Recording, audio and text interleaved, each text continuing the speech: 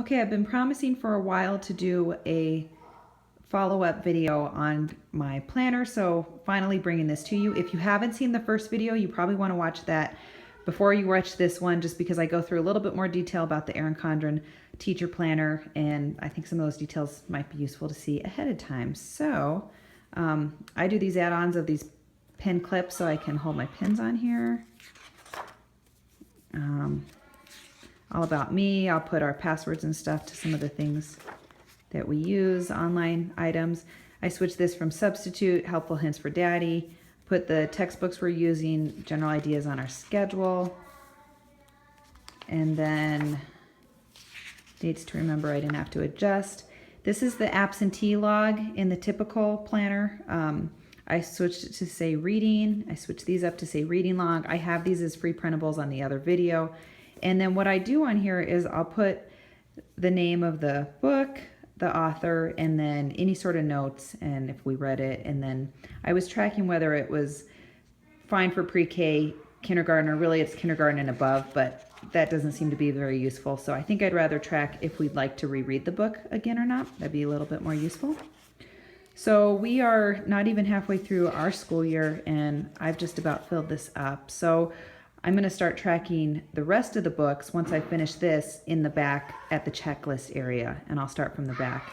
So I'll show that in a minute. Another thing I wanted to show is that they have the markers, the little plastic markers that come with it, but you only get one with it. And I'm using the one from an old Erin Condren planner in here as well. So for the graph area, I keep kind of some quotes and things that are motivational. And then budget, what we've spent our money on for the year, library info.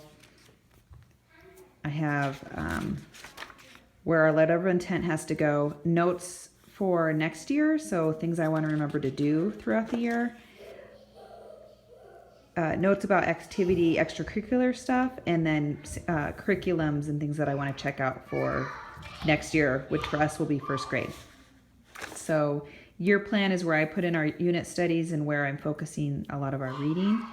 And then as you get into the months, I haven't found that it's very useful to do a lot of stuff on the day of the month because I use another Erin Condren planner for the life planner for my general stuff. I am putting on here which week we're on just so I can kind of track that. And then if there's anything I need to remember to do, like reassess skills or something, I'll put that in here on the notes.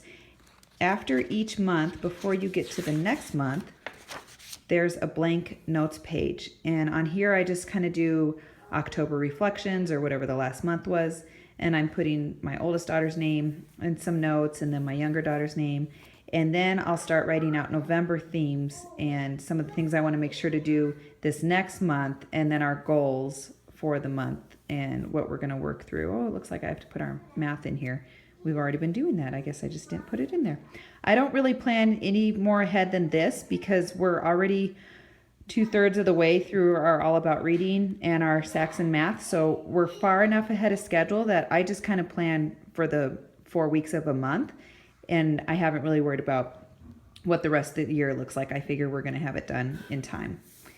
And then when you go to the lesson plans, so I changed mine and I put, I have these color coded, and I'll put a PDF to this. So if you, they're not exactly the same colors, but if you like them enough, I'll put a free PDF in the notes down here. And so you can print this out and then just cut them out if you want to use that for your planner. And then I put the subjects up here. So instead of having the thing about the period or the time or whatever it is, I've just switched these over to the subjects that we try to cover throughout the week, and then I'll write in our notes. I also have these little corner guys, which are removable. So these are really handy to help put notes or things, worksheets, coloring sheets, things that we're going to work on. I'll stick those in those little planners. And then to give you an idea what a full week looks like, this is kind of what it would be set up. So I'm tracking things like our All About Reading, lesson 35, I put lowercase I. Same with the math. I'm not just putting which lesson it is, I'm actually saying what the item was that we talked about, because I figure if they ever want to look back at these planners in 15, 20 years or something, Saxon lesson 58 isn't going to mean, or 53 isn't going to mean anything, but naming a piece using two attributes does mean something. So I thought I'd try to give them as much detail as I can fit so that it's meaningful to them to come back and look at this. And then I'll put notes on here on what books we're reading. These little stickers, I actually bought a big,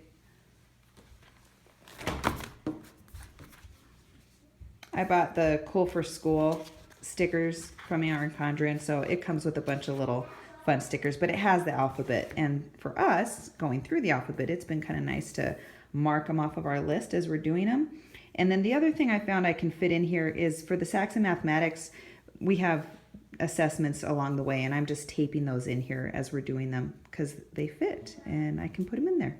So that's a little bit about the way the lesson plan works. Obviously, we don't do everything on every single day, and I'm fine with leaving that blank, so it doesn't really bother me. In terms of the checklist, I didn't really know what to do with this, and it took a while for me to figure it out. But what I'm doing is documenting the books where we're spending a little bit more time than just kind of reading it over. If we're really doing an intense unit study, then I'm trying to add it onto here. And then for these columns, I have things like 5 in a row. Was it part of a 5 in a row item? And then I have some other creating curriculum book, and whether or not we kind of followed some of the stuff for this book from that curriculum. Discussion, prediction, reading, narration, vocab, craft, sequencing, science, math, recitation, art, memory, problem solving, drama, music, comprehension, experience, the story, cooking, online, Bible, video, supplemental book, geography, social studies, emotions, feeling, and then creating curriculum, which is another one of the books on story time. Oh, and I have the story stretchers. I need to add that in here too. So when we're doing something where we're tackling more items for that given book, I've just been jotting them on here and then kind of marking those things off. So that's one use I found for the checklist. I'll also start working from the last checklist and start writing out the rest of our reading list, because I think it's kind of nice that they'll have a reading list and we'll know how many books we covered through the year. So in terms of the sheets where you can slide in your 8.5 by 11s, I have kindergarten standards that I like that I've put in here. And so I have those listed. I have a copy of our letter of intent. And then we've been doing kindergarten level recitation, but we're about to start classical conversations. So I don't know if I'll keep this one up as well as the classical conversations. Probably won't have time.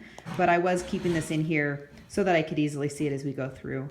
There's a pouch where you can add your sticky notes and things like that. And then I went ahead and added one of these notepads. When you order the notepads, you can get whichever print you want. So I had it match my book, and you can have it say whatever you want down here. And then you actually get 2 notepads and they stick in here. So it's really nice to have this. And then you just have some blank paper when you want to jot notes or whatever and be able to take it with you. Right here, I think I have the Read Aloud Revivals reading list for November, and then whether or not I put them on hold at the library. So things like that are the types of things I'm tracking. So hopefully this was useful to see an update and how I'm using it. And if you have any other questions, please let me know. Thanks. Oh, and if this is your first time getting an Erin Condren planner, you can get $10 off using my referral code below. And thank you so much.